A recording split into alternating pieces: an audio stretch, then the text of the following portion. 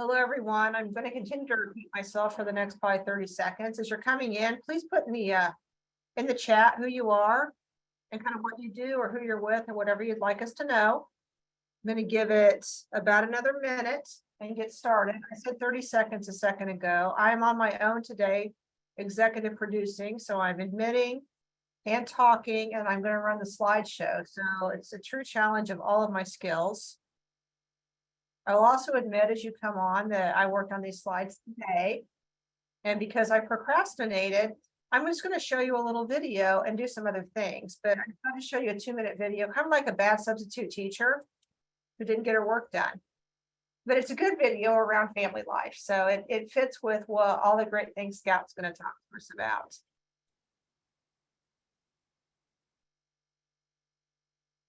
Okay, I'm going to continue to multitask and let people in, but go ahead and get started because I know I have lots of people coming in. I know everybody's got a lot going on. So again, if you are just joining, please put who you are and anything you'd like us to know about you, who you're with, or who you represent as you come in. This is a Missouri. Julie, yes. If you want to make me a co-host, I can admit people while you're. Oh, you're so smart. There you go.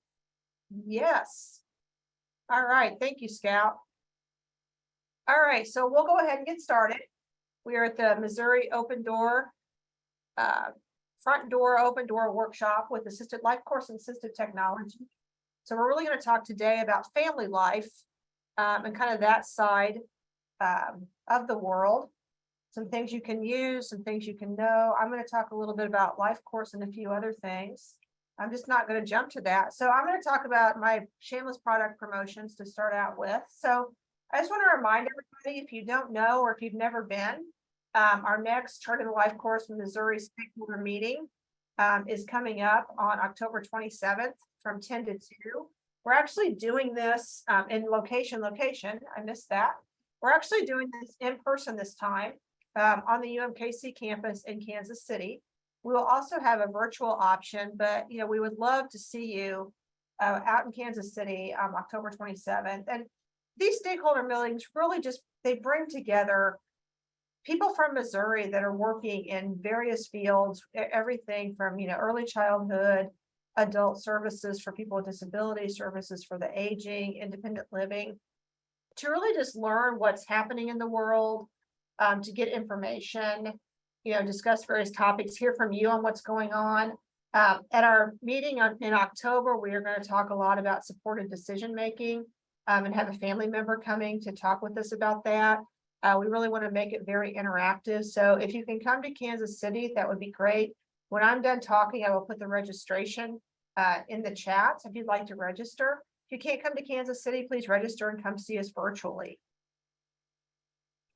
Okay, my other shameless product plug is just a reminder that Missouri Community to Family does offer Good Life groups. 4 different Good Life groups take place throughout the month. And these are really interactive ways for people to learn from one another and learn from us about different issues that they're facing, learn to use some new LifeCourse tools, learn about navigation. But we do have kind of this 4 different ways we're doing this. One is just blast off, which is very cool for younger kids, families of younger kids, and then kind of that launch LifeCourse, which is for that, transition age, teenager, young adult. Kind of planning forward is where we're going from here. And then we have a sibling centered group once a month on the 3rd Tuesdays. And that's really focusing on kind of how people with siblings of individuals with developmental disabilities, the things they can do with their loved one, other things they can do. And it's really for any family member. So I just want to kind of update you on that is happening. As always, we are sponsored by the Missouri No Wrong Door Project.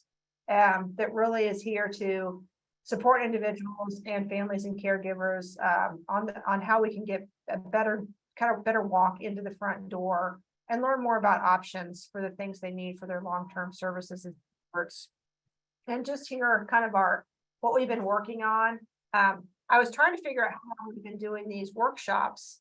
And I have to go back with my calendar, but it's been quite a while. So part of that is really building relationships, bringing you all in, to learn and for us to learn from you. And this is just sort of a list of the people we're partnering with. I do have some very exciting news. So UMKC, Institute for Human Development, which we're the University Center for Excellence in Developmental Disabilities. And I forgot to tell you that I'm Julie Reynolds. I apologize. We applied for a grant through the Administration of Community Living around no wrong door governance, which basically is to help strengthen that no wrong door governance structure and then strengthen the whole no wrong door system so that people have better experiences and are able to get in that front door really with kind of a seamless entry. No matter where you come in, you're able to get in that front door. So just a little bit here is really focusing on first year. It's a 2-year grant focusing on strengthening the governing body for no wrong door in Missouri.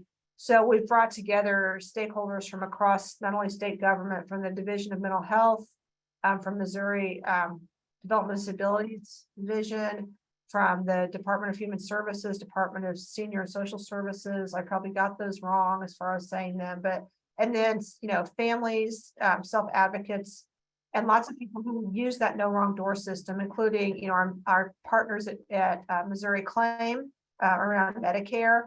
So it's going to be very exciting, and we'll keep you updated in this meeting and other meetings of sort of what's happening with that. But again, it's to kind of strengthen the structure, get multiple agencies, stakeholders together to really figure out how we do a really good no wrong door system or improve the no wrong door system. So this next year, we're going to be really looking at access for people to the long-term services and supports, what the gaps are. We're going to be mapping the system to figure out how people with all kinds of different needs get into the system, and then develop a plan to address challenges. And then once we have kind of developed that plan, the second year is implementation. So we are very excited. We just heard about this last week. So very excited to be awarded this grant. Missouri is one of 8. So I think we have a lot to be proud of, that Missouri is going to be represented in this area. Switching over to Medicare.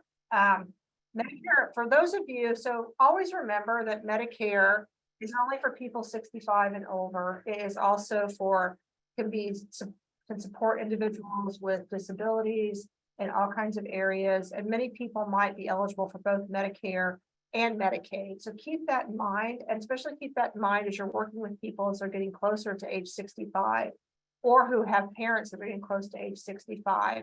That will affect them with Medicare. So Medicare open enrollment does open October 15th. So it's hard for me to believe that October is just right around the corner. But I really want to encourage people, if you know people or you have anybody you're involved with that is on Medicare, getting ready to get on Medicare, this is a great time to take a look at what's out there. There's a lot. It's not as every other system. It's a little bit difficult to navigate. And what really Claim does is help you navigate that system. No one has to do this alone. So please get in touch with them if you need anything, you have questions about Medicare. They can do a lot of things to help you determine really what the best Medicare plan is for you, because there are several available. And here's their contact information, their Facebook page, or their 800 number. I will put all those in the chat when I'm done talking. But I just really encourage you to look into that and make sure if you know anybody or you have individuals you're working with or families that are close to that age, this is an opportune time for them to really think about looking more into Medicare. So again, that starts October 15th and closes December 7th. Yes, December 7th. So please keep that in mind. I am going to kind of do a quickie thing here this afternoon. Because we're talking about families, I really wanted to really focus on kind of the family aspect of the LifeCourse. So I'm going to show you a very short, about 1.5 minute video from a colleague who is a mom of 2 kids with intellectual and developmental disabilities, and sort of her journey and how she's used the LifeCourse framework. So just bear with me for a second. I'm going to pull this. Okay. Can everybody see that I got a video started? Scout, I'm looking to you. Can you see it? Okay. So I'm going to go ahead and start. Different tools for different times. How Crystal used the integrated support star and the LifeCourse trajectory. And can you hear that? So when I think about my favorite principle or favorite tool that I can use with charting the life course, I used to say that the star really was my favorite principle. That's where I had my first real aha moment, where I saw where all of our services were concentrated in the paid supports area. And so that really used to be probably my favorite tool. But I think as my boys have gotten closer to their to transition age and transitioning into adult life, I really think the trajectory and the vision part of that has gotten more and more to be one of my favorite things. And one of the things that we talk about probably the most at home is, what's your vision and does this fit in your vision? So I think it probably evolves as you grow in charting a life course.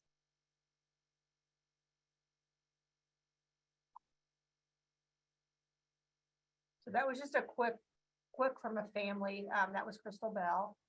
She worked with us in the past and is a huge advocate of the life course framework. And part of why I wanted to show that is really to kind of remind us all, we talk a lot about a lot of assistive technology things in here in the life course, but really the life course was developed by families for families. And I think it's always important to remember that.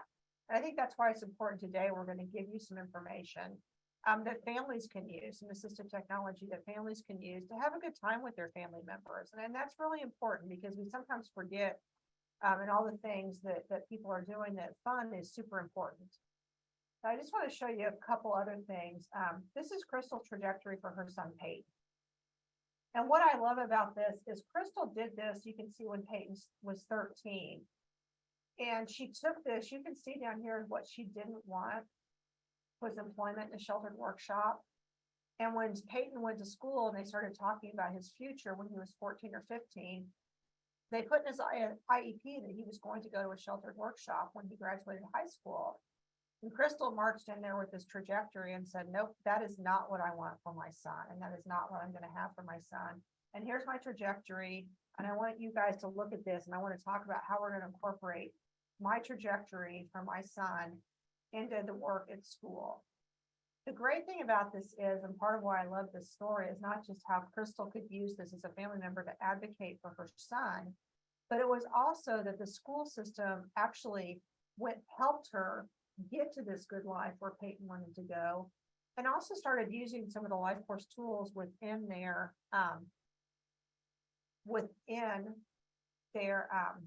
school system. So it's a very cool thing. And what you're looking at in the trajectory, I've gone through this quite a bit, is what kept you away from your good life and your vision, and what's happened and what you want to happen to move forward to your good life.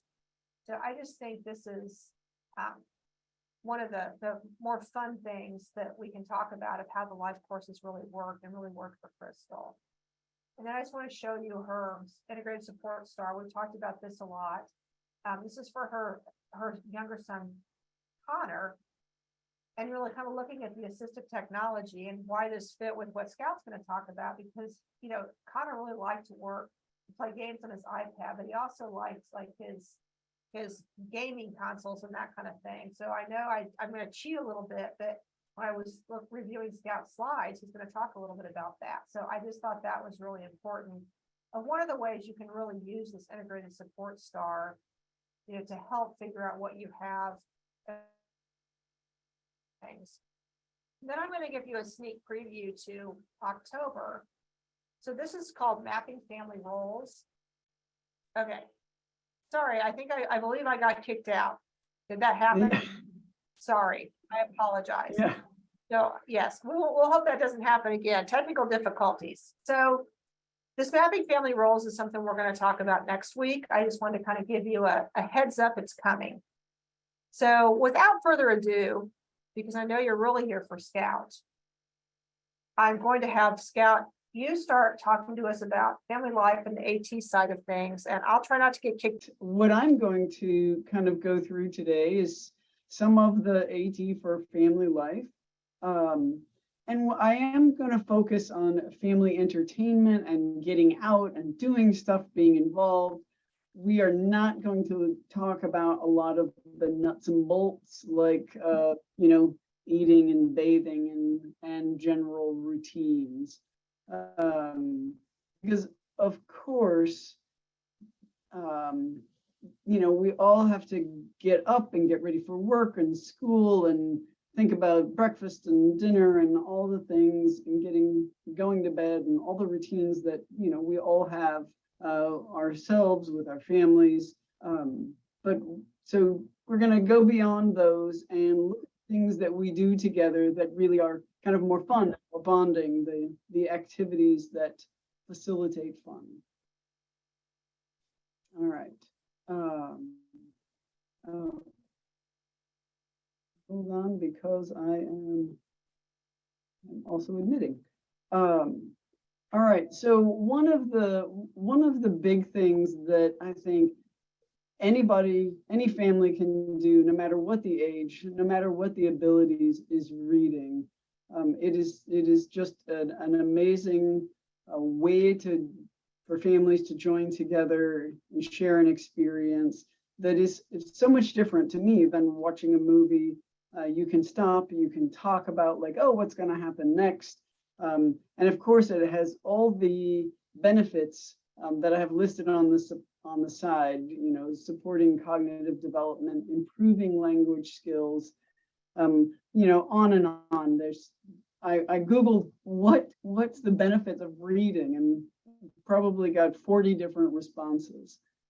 So reading to me, even though it's not AT, but there's all kinds of ways you can go into reading for family members with disabilities. You know, books on tape and digital access to books.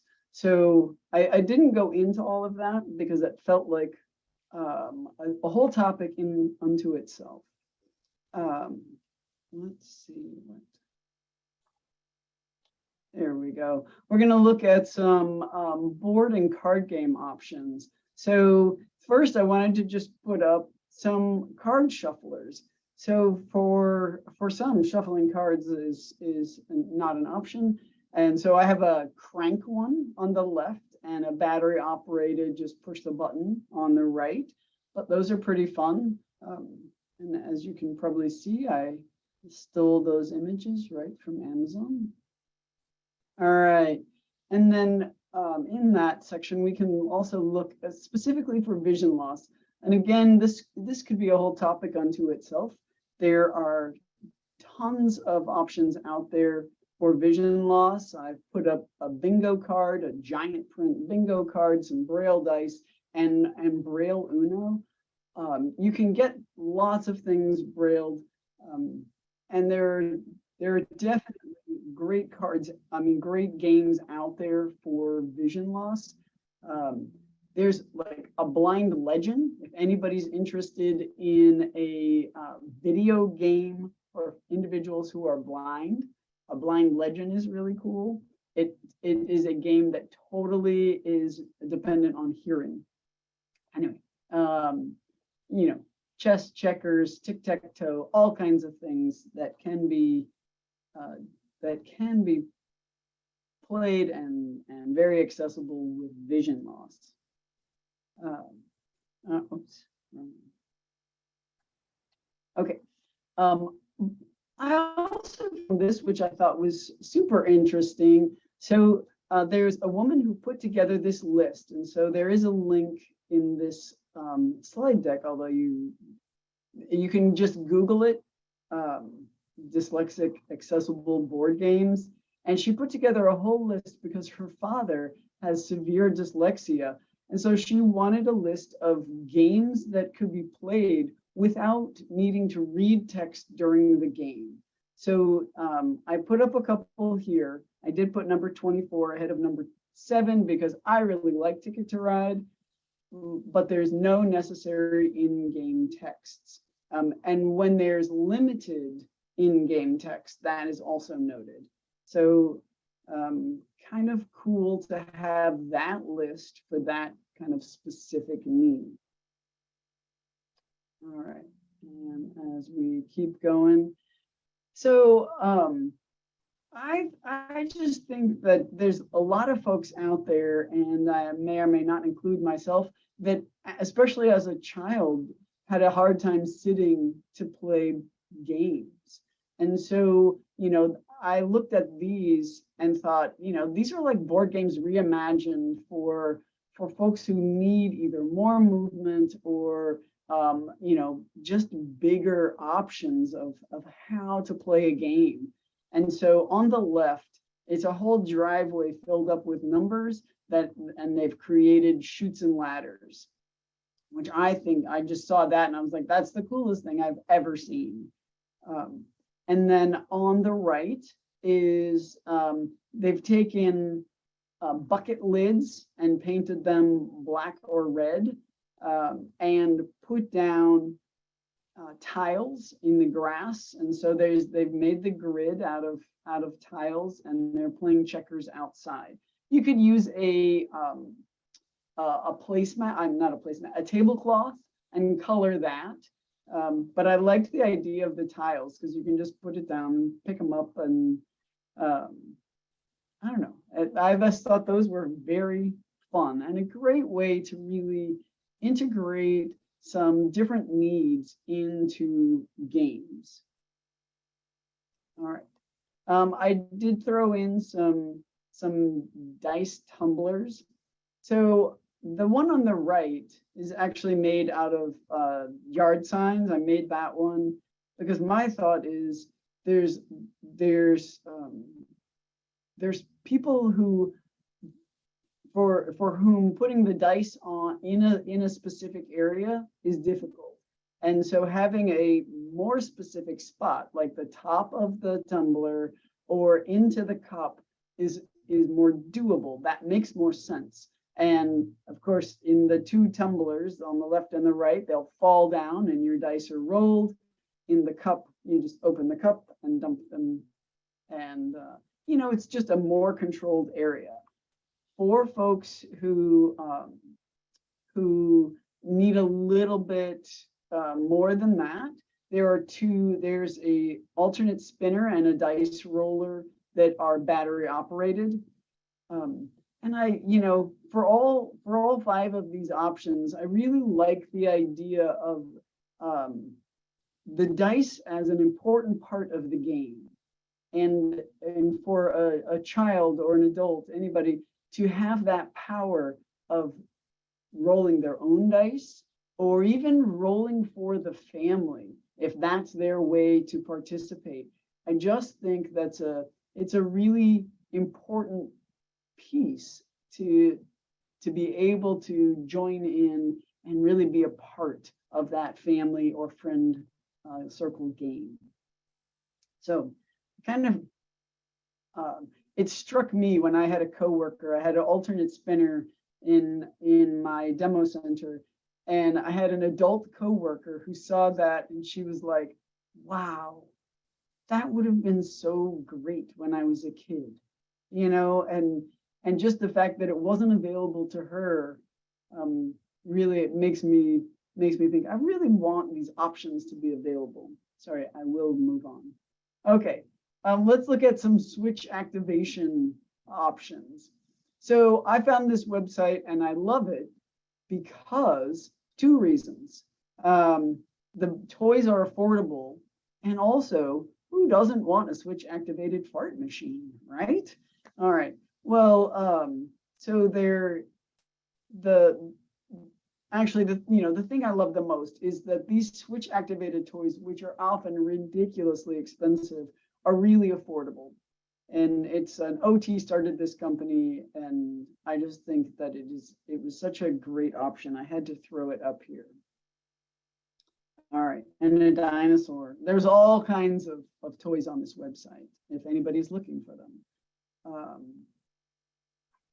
Every time I do that.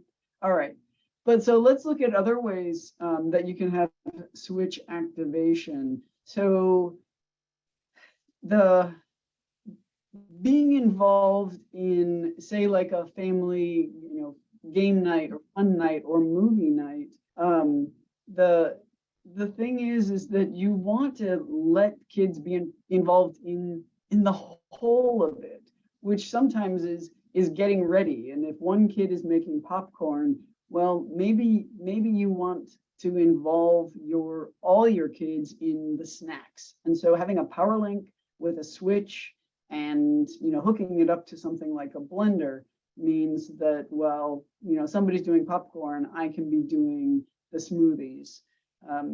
If you're not familiar with a power link, any device you can plug in that you can turn just off and on will be switch activated if you add a switch to it. So it's very cool. If you want more information about that, we have them.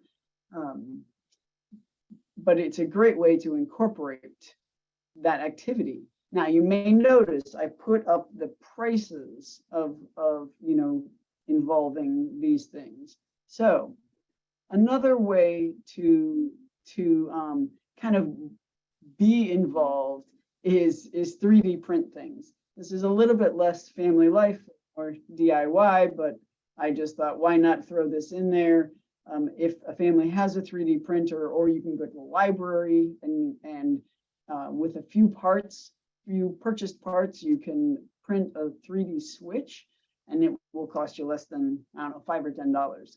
There's also battery interrupters for toys, and it's a great way to make a toy switch accessible. This one, you can make them, or you can get them on Amazon for $10. So anyway, just kind of on the side with these activities. All right, so this again not only could be a whole topic, but could be a whole conference. Accessible gaming is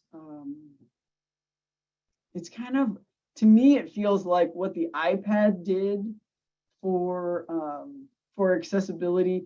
Gaming is now doing that. It's kind of reimagining how individuals with disabilities interact.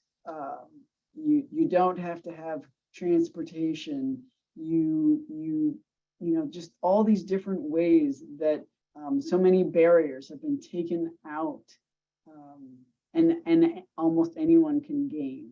Now, you do have to have interest in gaming, but so Xbox has really done a lot for accessible gaming. They were kind of early in, really worked hard to take the controller on the left and make this a very accessible controller unit on the right. So on the back, there's a bevy of switch ports, and you can put in all your switches. One of the things that I think is really cool that they did is not only did they make this controller, but they thought kind of about everything. They even the box to get the controller out is more accessible. They really thought about making this controller so that you could open it with without good fine motor, which I think is very cool. All right. There are different kinds of websites to support accessible gaming. I just put up this one, caniplaythat.com, and they do accessibility reviews on a variety of different games, which I thought, how great is that? You can decide what you want to get if you have some ways to check out the accessibility features of different games. And I would also thought I would just share some great input options. So even for folks with significant limitations, there's all kinds of input options that can be used, obviously for your computer, but also for gaming. The BJoy Chin is where you rest your chin, and the left and right pads are your clicks, and then the whole device, I mean, then that is all on a swivel base. So that is how you control it. It's a joystick. The joust would clamp onto a table. You could even clamp it onto a wheelchair. And it's an adjustable arm.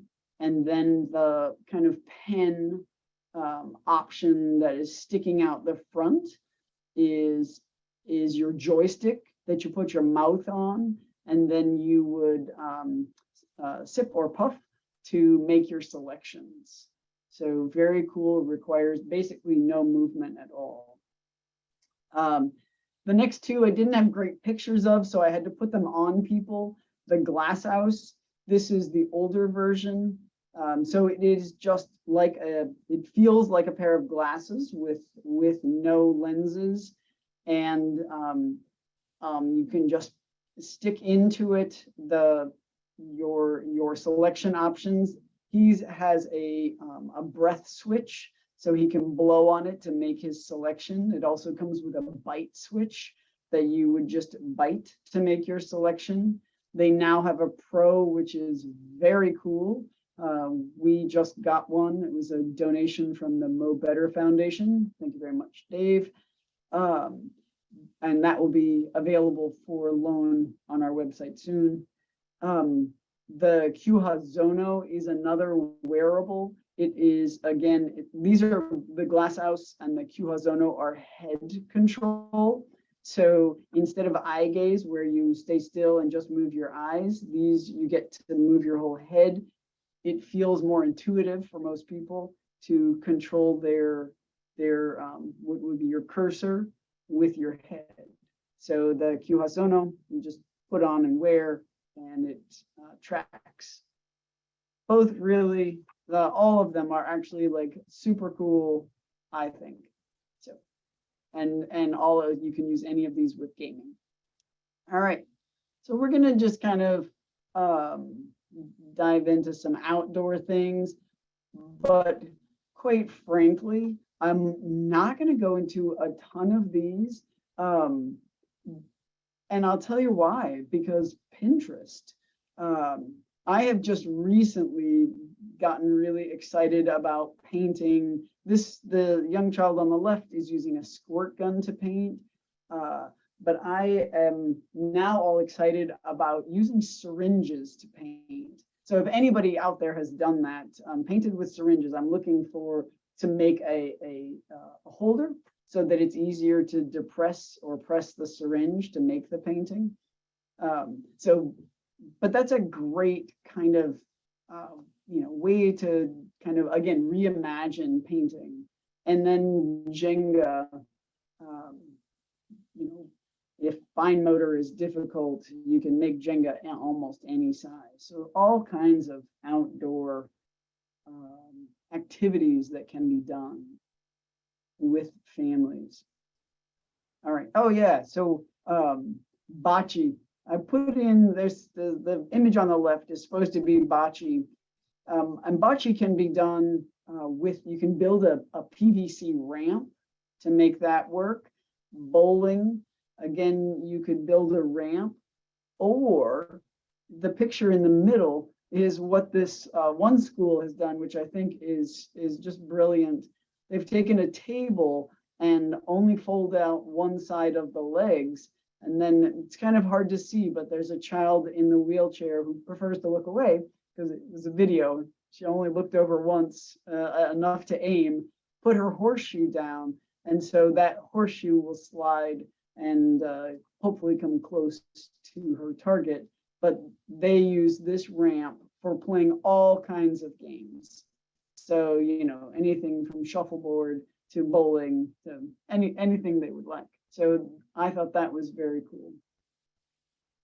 And a great way to do some outdoor or even indoor games. All right, but I do want to get on to going out into the community. So, because of the ADA, most most of the time, we don't run into this situation where somebody is in a wheelchair and there is no ramp access. But I want to take a second and talk about options for advocacy. So, you know, I think it takes all of us to really support individuals with disabilities getting into the community. And one of the ways we can do that is when we go into a business and they do not have the accessibility features that would be kind of a standard, to say it would be really nice if you had wheelchair access. It would be really nice. I would come here more if you had an accessible restroom. You know, is there a way that you can provide a large print menu? But just talking to those business owners who want our business and advocating for the things that you know that folks with disabilities need. So I was at a church doing an accessibility survey or checking for emergency options. And the chapel was not accessible. And I pointed it out to the woman who I was working with. And she said, but people with disabilities don't come here. And I just looked at her, and I think when she said that out loud, she realized that they don't because they can't. And I have not gone back to that church, but I would lay money that there is an accessible route to that chapel now. She was very her eyes were opened when she realized it was her job to do that. It shouldn't be our job to point it out. Anyway, all right, in the community, websites are now doing a great job, maybe a good job, noting their accessibility features. So when you search for something like on your phone, you know, often websites will include information about accessible entrances and large print menus or dietary accommodations, accessible restrooms, and some, I would say probably more progressive, will even on their website have a place where they request your feedback on their accessibility, which I thought was fantastic. Okay. All right, and I wanted to throw this in here. This was an article to check accessibility. So there's lots of different apps where you can do that. And what's really cool now is that Google Maps has included an accessible, like an accessibility checker feature. It was a little bit odd to get to, but two of us, you know, did that. And you can just Google that, how to get there. And it is a new feature. So you have to update your Google Maps. So I access Life and Wheel Map. I will say Wheel Fit, I put it in there, but it is not, it is an exercise app. But it was in the article, so I put it in. And Uber has a solid option for requesting accessible vehicles. So I thought that was kind of nice. And also I wanted to note that restroomapp.org, restroom app is available on both iOS and Android. It was actually created in Missouri by some folks and it makes note of universal changing tables and gender neutral restrooms, which, you know, for anybody who's had to help an adult in the restroom, sometimes that gender neutral component is really, really important. So, so that app is specifically for that. It's not part of that, that article, but I wanted to throw that on there. All right. and going to the movies. I think that this is, there are great options out there, probably mostly with the larger movie theaters, but you know, a lot of theaters will have sensory friendly showings, which is what's pictured, which are, the rooms don't get completely dark. The sound is turned down a little bit. One theater around here even provides a sensory backpack. You can check it out. It didn't exactly say what was in it, and I haven't been there to check it out, but I'm guessing, you know, things like fidget toys and different things like that will come in the backpack. I thought that was cool. There's audio described movies for folks with visual impairments.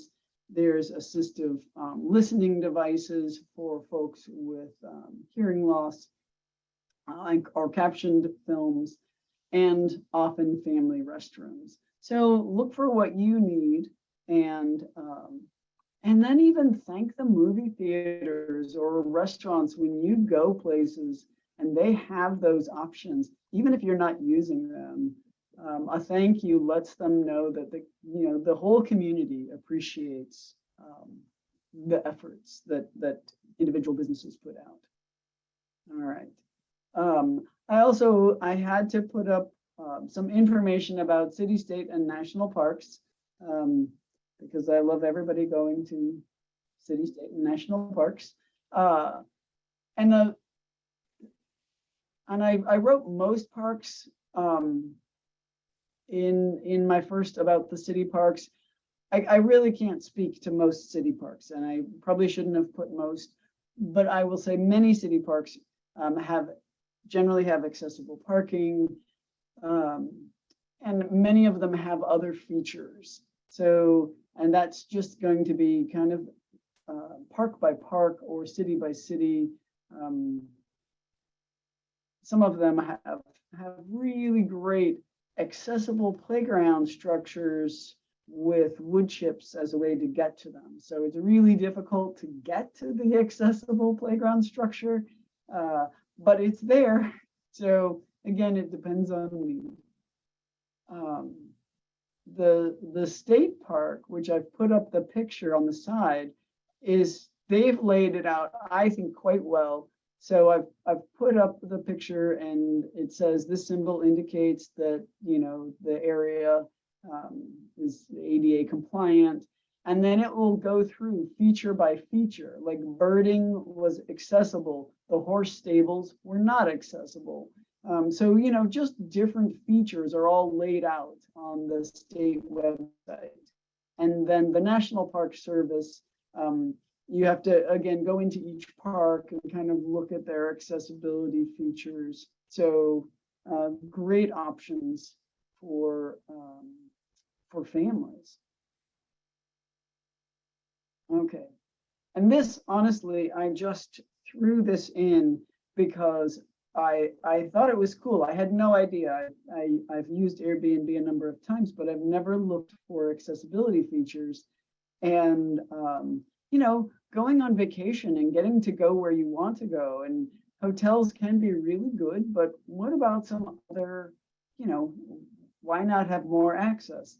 So you can go in and Airbnb you can do a search, and it has 13 different accessibility features to choose from. Now, it doesn't, I mean, obviously most houses aren't going to have 13 accessibility features, but you can put in your stay dates and your location and pull up houses that have the features you need, which I think is super cool. So that actually is the end of my slide deck, and Julie usually puts up some things at the end. Wait, you have one more. I do. Oh, I do. Sorry. I do have another slide. Yeah, so I mean, again, this is just like the places that families can go and have a great time. You know, bowling, there's almost always ramps that are available to help any of us. Horseback riding, there are places that have disability specific options.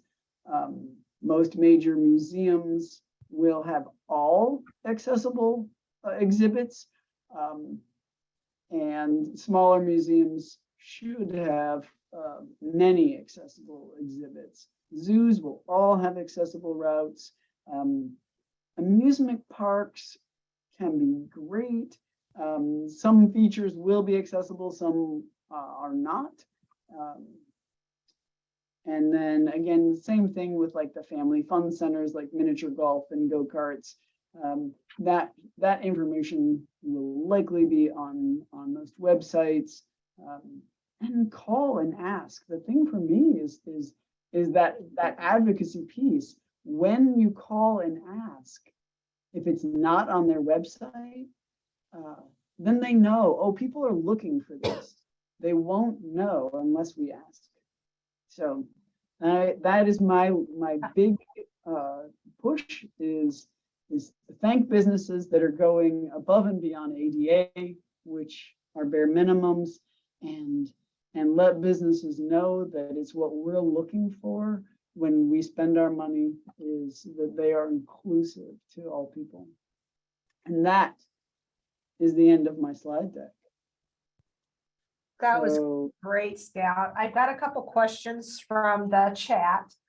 One, when you were talking about dice, they wanted to know if there's such a thing for dominoes. Was such a thing like of what? Like are there accessible dominoes, like large print, I guess large dot dominoes, that sort of thing, if people want to play dominoes? And I guess I'd ask like things like checkers or backgammon too, you know, that kind of stuff. So I did find some dominoes, and they were probably I you know, you can only look at so many things. Right. They make the Braille dominoes. And they probably have larger ones, but I would say how fun to make some of those too. So I could, if you know, I can look through the chat and reach out specifically, but I'm guessing there's probably something out there. Cool.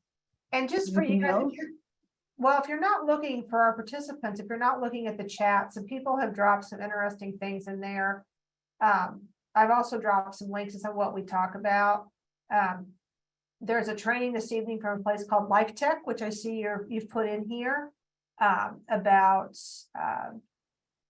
guided access and screen pinning features. So that's in your chat. Thank you very much. And then someone else put a link out there called Able Games. Yeah. So just for FYI, because sometimes we don't all look at the chats. So yeah, Able Gamers is great. Yes. Cool. So I just want to, you can't see me, so I can't, so I have bad internet and I'm getting new internet Friday. So the next Missouri Open Door Workshop is going to be October 26th. And October is Disabilities Employment Awareness Month. So we'll be doing some things around employment. And then we have moved our November and December dates up a week due to the holiday. So in November, we'll meet on November 16th, and we're going to talk about vacation and travel. And then we'll meet on December 14th to talk about social isolation, which is sometimes a thing during the holidays. So those are our next ones. But the next one is the 26th, as always, from 12:30 to 2:30. That's all we have, and I'm pretty proud of us because we got done early because I was so unprepared. So anybody have any questions or anything they want to drop in the chat or just talk? I love that Nicole is throwing in that a balloon tire, she used a balloon tire wheelchair to go to the Great Sand Dunes. That's awesome. Oh, that's great. I've often wondered how those work. So I'm glad to say that I'm glad to hear that it works so well. And I did put I misspelled Upline Legend in, as did Chad. Thank you, Chad. Which is the game for blind users, video game. All right. That's great. Well, that's all we have for today.